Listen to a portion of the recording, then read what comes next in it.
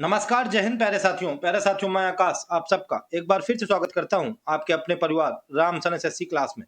साथियों, जैसा कि आप सबकी स्क्रीन में दिखाई दे रहा होगा, यूपी टेट 2026 जिसकी दोस्तों परीक्षा 2, 3 और 4 जुलाई को अभी होने वाली है। मात्र आप लोगों के पास 3 से 4 दिनों का शेष समय बचा हुआ है। इसी समय को देखते हुए हम लोग आप लोगों के लिए अंकित भाटी सर, जो कि आरडब्ल्यूए के फाउंडर हैं, उन्हीं का मॉडल पेपर नंबर 14 आज हम लोग कवर करने वाले हैं, जो कि हिंदी का मोस्ट इंपॉर्टेंट सेशन होने वाला है। इससे पहले हम लोग 13 मॉडल पेपर आप लोगों के लिए कवर करा चुके हैं, जिसमें कि हम लोगों ने हिंदी, मैथ और जीके जीएस के इंपॉर्टेंट सेशन कवर कराए हैं। तो आप लोग उनको पीछे देख लीजिएगा, वो सभी आप लोगों को प्लेलिस्ट में मिल जाएंगे। और मैं आप लोगों से एक बात कहना चाहूंगा कि अगर आप लोग चैनल पर नए हो तो चैनल को सब्सक्राइब जरूर कर लीजिएगा। तो चलिए हम लोग बिना देरी के शुरू करते हैं आज का अपना इंपॉर्टेंट वाला सेशन। देखते हैं आज का क्वेश्चन नंबर फर्स्ट। कह रहा है कि ब्रजबुली नाम से जानी जाती है। ब्रजबुली नाम से किस भाषा को जाना जाता है? ऑप्शन ए में कह रहा है Punjabi, option B Marathi, option C Gujarati या ऑप्शन डी पुरानी बांग्ला। दोस्तों ऑप्शन नंबर डी पुरानी बांग्ला क्या हो जाएगा? हम लोगों को बिल्कुल राइट आंसर हो जाएगा पुरानी बांग्ला। इसको दोस्तों क्या है कि एक मतलब साहित्यिक भाषा कहा जाता है। यह मैथिली की, किसकी? मैथिली। मैथिली की बात बंगाली, मैथिली उसके बाद बंगाली और ब्रज भाषा, इसका तीनों का मिश्रण है ब्रजबुली। कौन सी? मैथिली, बंगाली और ब्रज भाषा, इसका तीनों का क्या है? मिश्रण है। इसी को हम लोग कहते हैं ब्रजबुली। इसका विकास पुरानी बांग्ला यानी कि असम में और वेस्ट बंगाल वाले इलाके में हुआ था। कहाँ पे? असम में और वेस्ट बंगाल के इलाके में 16वीं और 17वीं शताब्दी में हुआ था इसका विकास। आप लोग ये भी याद रखिएगा, ठीक है। इसको एक साहित्यिक भाषा कहा जाता है। बंगाल और असम में इसका मतलब विकास हुआ। ब्रजबुली के नाम से जाना जाता है। ब्रजबुली कह दीजिए, चाहे इसको ब्रजावली भी कह दीजिए। क्या? ब्रजावली। लेकिन आप लोग इसको ब्रज भाषा मत कहना, क्योंकि यह मैथिली, बंगाली और ब्रज भाषा तीनों का मिश्रण है। 3 भाषाओं का मिश्रण है ब्रजबुली, ठीक है। ऑप्शन नंबर डी बिल्कुल करेक्ट आंसर हो जाएगा, पुरानी बांग्ला, ठीक है। चलिए नेक्स्ट देखते हैं question. Question number second number question कह रहा है कि ई, छोटी ई, बड़ी ई, छोटा ऊर और बड़ा ऊ, ई ई उ ऊ किस प्रकार के स्वर हैं? ये किस प्रकार के स्वरों के अंतर्गत आते हैं? अर्ध समृत, उसके बाद विवृत, उसके बाद अर्ध विवृत या उसके बाद समृत। तो दोस्तों हम लोग सबसे पहले जानते हैं कि विवृत क्या होता है। विवृत मीन्स होता है खुला, यानी कि जिसमें पूरा का पूरा मुंह खुला हो जाए, यानी कि मुंह खुल जाए। जैसे कि विवृत को बड़ा आ, ये विवृत के अंतर्गत आता है। बड़ा आ में हम लोगों का पूरा मुंह खुल जाता है, आ बोलते हैं ना, तो बड़ा पूरा मुंह खुल गया। समृत, समृत क्या होता है? जैसे बंद, यानी कि इसमें जब मुंह बंद रहता है, यानी कि जैसे हम लोग इ ई उ ऊ, इसमें हमारा मुंह क्या है? इसमें हमारा मुंह लगभग बंद है। ऑप्शन नंबर डी क्वेश्चन के हिसाब से हम लोगों का बिल्कुल राइट आंसर हो जाएगा, ठीक है। तो ये समृत, समृत के अंतर्गत आते हैं ई ई उ ऊ। और ये अर्धसमृत, अर्धविवृत, ये आधे खुले और आधे बंद है, ठीक है। अर्ध मीन्स आधा और समृत मीन्स बंद यानी कि आधा बंद, विवृत मीन्स खुला यानी कि आधा खुला, ठीक है। तो समृत के अंतर्गत ये आते हैं इ ई उ ऊ, विवृत के अंतर्गत आ जाता है बड़ा आ, ठीक है। चलिए नेक्स्ट देख लेते हैं हम लोग क्वेश्चन।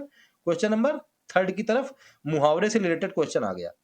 कह रहा है कि अंगारे बरसना मुहावरे का सही अर्थ क्या है? अंगारे बरस रहे हैं। ऑप्शन नंबर ए कड़ी धूप होना, यही हो जाएगा बिल्कुल राइट आंसर। अब इसके आगे हम लोगों को नहीं जाना है। जब कड़ी धूप होती है, इस समय गर्मियों का सीजन चल रहा है, तो अंगारे बरस रहे हैं, यानी कि ऑप्शन ए हम लोगों को बिल्कुल राइट आंसर हो जाएगा, ठीक है। हम लोग कहते हैं कि आज तो अंगारे बरस रहे हैं यार, बहुत तेज धूप है, यानी कि कड़ी धूप होना, उसको हम लोग कहते हैं अंगारे बरसना। चलिए क्वेश्चन नंबर 4 में आ गए। निम्नलिखित में से कह रहा है कौन सा शब्द तद्भव नहीं है? तत्सम, तद्भव कौन कौन से होते हैं? एक होता है तत्सम, एक होता है तद्भव। यानी कि तद्भव क्या होता है? तद्भव वो होता है जो कि संस्कृत से सीधे इसमें हिंदी में आया है। किसमें? हिंदी में यूज हो रहा है, वो भी संस्कृत से। तत्सम क्या होते हैं? जो कि डायरेक्ट संस्कृत वाले थे, इसी में यूज हो रहे हैं हिंदी में। यानी कि शुद्ध शब्द को हम लोग तद्भव कहते हैं और अशुद्ध शब्द को हम लोग तत्सम कहते हैं। हमसे पूछ रहा है बताइए तद्भव इसमें नहीं है। तद्भव ऑप्शन नंबर ए आम, ऑप्शन बी दूध, ऑप्शन सी हाथ या ऑप्शन डी मयूर। ऑप्शन नंबर डी क्या हो जाएगा? राइट आंसर हो जाएगा मयूर। मयूर क्या है? ये तत्सम शब्द है। इसका तद्भव क्या होता है? इसका तद्भव होता है मोर, ठीक है। हम लोग अब मयूर नहीं कहते हैं, हम लोग मोर कहते हैं। पहले इसको मयूर कहा जाता था, तो जो संस्कृत में कहा जाता था उसको तत्सम कहते हैं, यानी कि तत्सम शब्द मयूर है और तद्भव शब्द क्या है? तद्भव शब्द है मोर, ठीक है। तो इसमें कह रहा था कि तद्भव नहीं है, तो मयूर तद्भव नहीं है, ये तत्सम है। Option number D right answer हो जाएगा। चलिए नेक्स्ट क्वेश्चन की तरफ देखते हैं, क्वेश्चन नंबर 5 की तरफ। 5th नंबर क्वेश्चन कह रहा है कि निम्नलिखित में से कौन सा शब्द तत्सम है। तत्सम यानी कि जो संस्कृत से आया है, डायरेक्ट उसी में आ गया है, उसमें कुछ चेंजमेंट नहीं हुआ है, वो होता है तत्सम शब्द। ऑप्शन नंबर ए कह रहा है आग, ऑप्शन नंबर बी कह रहा है आंख, ऑप्शन नंबर सी कह रहा है अग्र, अग्र, ऑप्शन नंबर डी कह रहा है आज। अग्र यही हम लोगों को बिल्कुल राइट आंसर हो जाएगा। अग्र ये तत्सम शब्द है। अगर हमसे पूछता कि इसका तद्भव क्या है, तो इसका तद्भव हो जाएगा आगे या हो जाएगा अगला। आगे या अगला, ये इसका क्या हो जाएगा, ये इसका तद्भव हो जाएगा। और तत्सम शब्द अग्र, ऑप्शन नंबर सी बिल्कुल करेक्ट आंसर हो जाएगा। चलिए नेक्स्ट क्वेश्चन देखते हैं हम लोग, क्योंकि क्लास को हम लोगों को थोड़ा जल्दी फिनिश कर देना है, प्रैक्टिस मोड में। कह रहा है कि गीता ने कहानी लिखकर पुरस्कार प्राप्त किया, वाक्य किसका उदाहरण है? ऑप्शन नंबर ए कह रहा है सरल वाक्य, ऑप्शन बी मिश्र वाक्य, ऑप्शन नंबर सी संयुक्त वाक्य, या ऑप्शन नंबर डी इनमें से कोई नहीं। दोस्तों जिस वाक्य में एक उद्देश्य हो और एक ही विधेय हो, क्या हो, एक ही उद्देश्य हो और एक ही क्या हो, विधेय हो, उसी को कहा जाता है सरल वाक्य। तो इसमें दोस्तों एक ही उद्देश्य दिख रहा है और एक ही विधेय देख रहा है, यानी कि कहानी लिखा है फिर पुरस्कार प्राप्त किया है।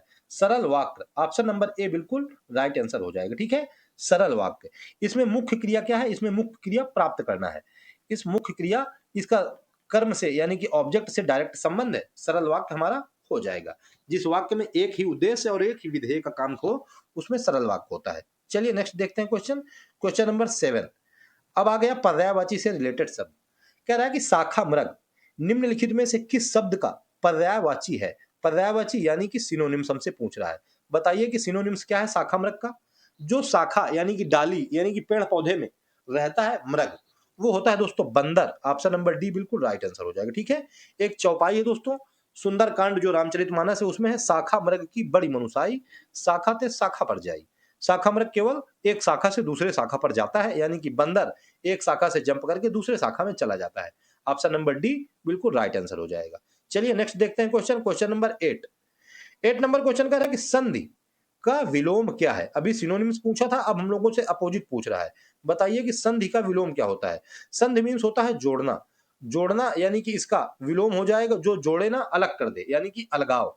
अलगाव होता है विग्रह मीन्स। ऑप्शन नंबर सी बिल्कुल राइट आंसर हो जाएगा। ठीक है, अलग होना यानी कि संधि मीन्स जोड़ना और विग्रह मीन्स अलग होना। Option number D right answer हो जाएगा। चलिए हम लोग नेक्स्ट क्वेश्चन की तरफ चलते हैं, क्वेश्चन नंबर 9 की तरफ।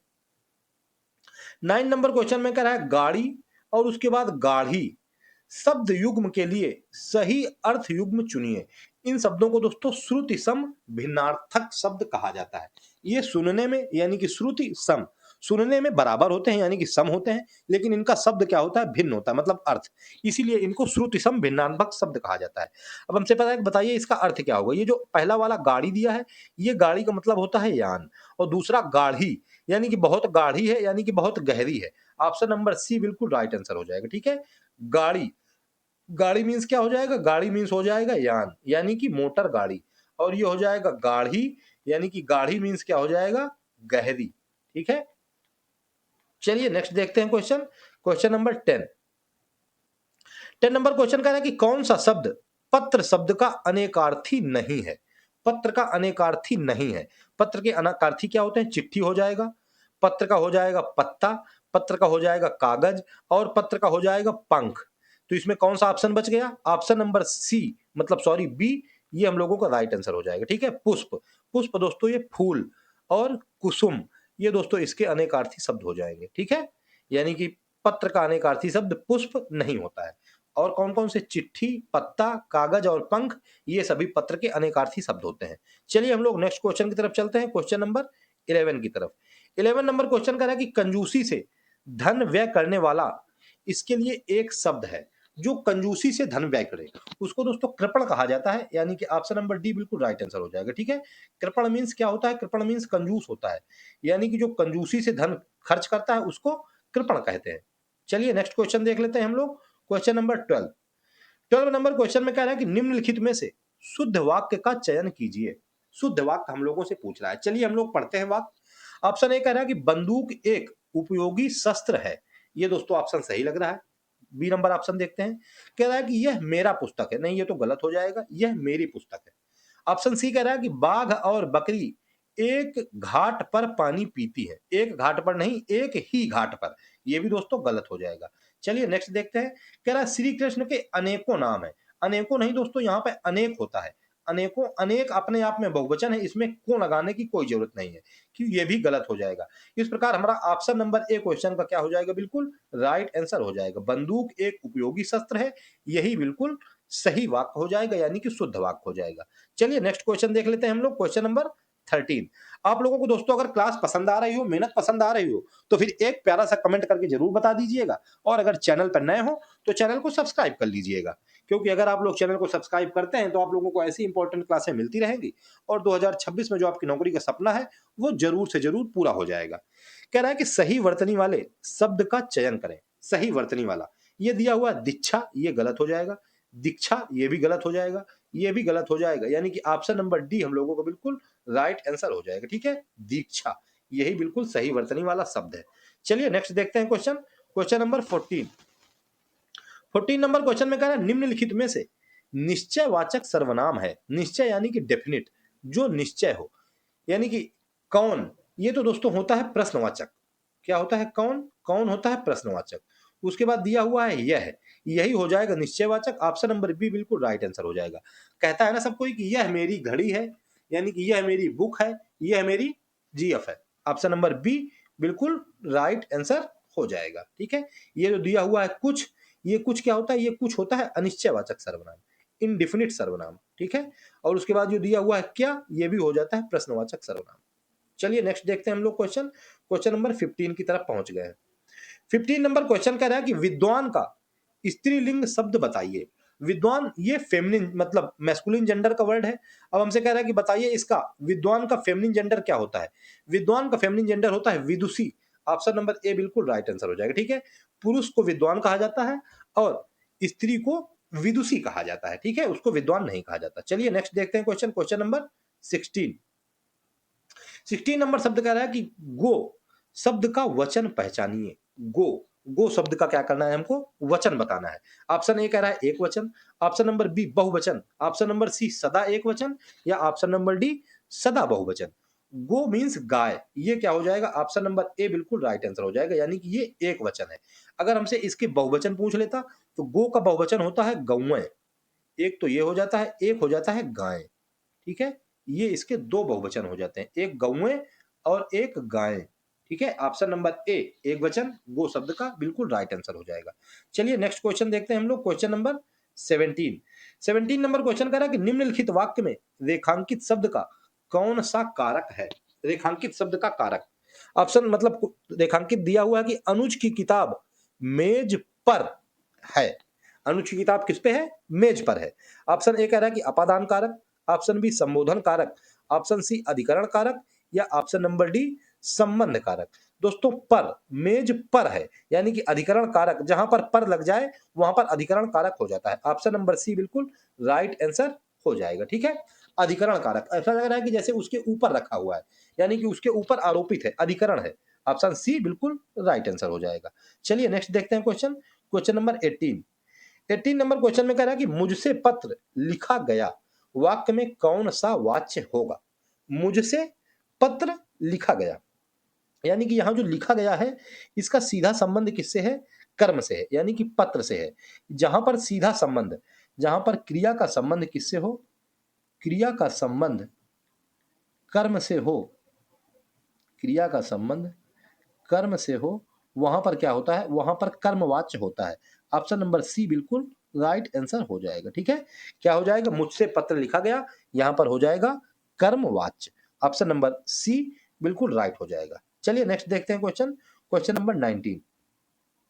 19 नंबर क्वेश्चन कह रहा है कि बाजार से आकर गीता खाना पकाएगी। इस वाक्य में आकर किस क्रिया का उदाहरण है। आकर, यानी कि बाजार से आकर, आना ये है पहला, आने के बाद वह खाना बनाएगी, यानी कि जो खाना पकाना वाली क्रिया है वो कौन सी है, वो बाद वाली क्रिया है। यानी कि आकर ये पहले वाली क्रिया है, यानी कि ये पूर्वकालिक क्रिया है। ऑप्शन नंबर ए बिल्कुल राइट आंसर हो जाएगा। ठीक है, क्या होता है कि जब कर्ता एक क्रिया को समाप्त करके दूसरी क्रिया शुरू करता है तो पहले वाली क्रिया को पूर्वकालिक क्रिया कहा जाता है। उसने कहा कि वो पहले बाजार से आ गई, यानी कि जो पहली क्रिया है वो आना है, उसके बाद खाना पकाएगी, यानी कि बाद वाली क्रिया खाना पकाना है।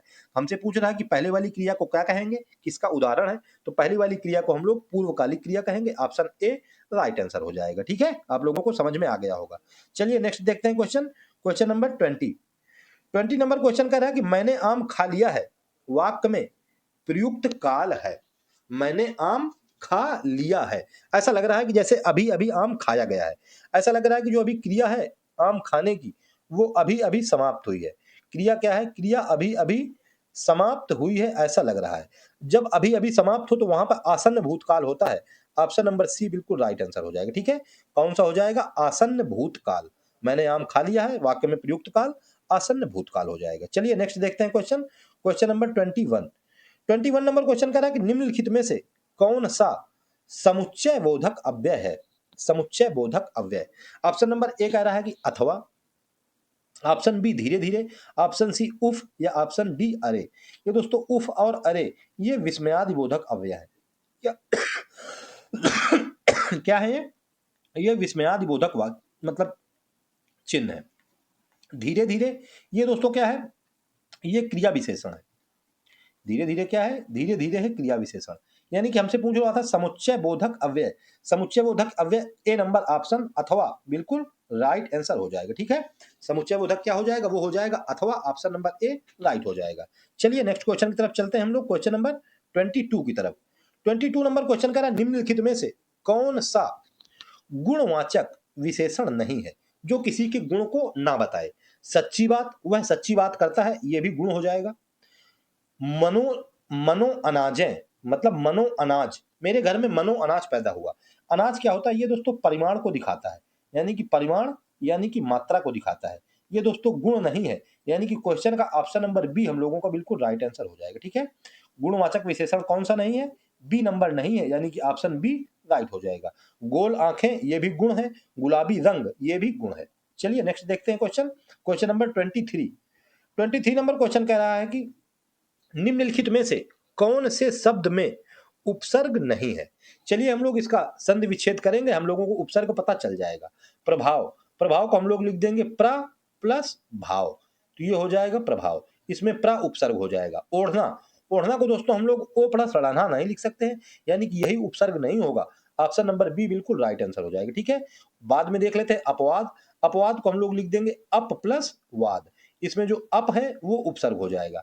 पराजय, पराजय में हम लोग लिखेंगे परा प्लस जय, इसमें जो ये परा है ये उपसर्ग हो जाएगा, यानी कि क्वेश्चन में ऑप्शन नंबर बी, इसमें कोई उपसर्ग नहीं है, ओढ़ना। ठीक है, चलिए नेक्स्ट देखते हैं question, question number 24 number question का रहा कि इनमें से किस चिन्ह का अर्थ है आधा रुकना। यानी कि आधा रुकना, यानी कि हमसे अर्धविराम का पूछ रहा है, चिन्ह बताइए। अर्धविराम का आप लोग चिन्ह मुझको जरा कमेंट करके बताइए कि इसमें कौन सा ऑप्शन है। ऑप्शन नंबर ए ये तो कॉमा का हो जाएगा, ऑप्शन नंबर बी यही हो जाएगा अर्धविराम का, बिल्कुल राइट आंसर हो जाएगा।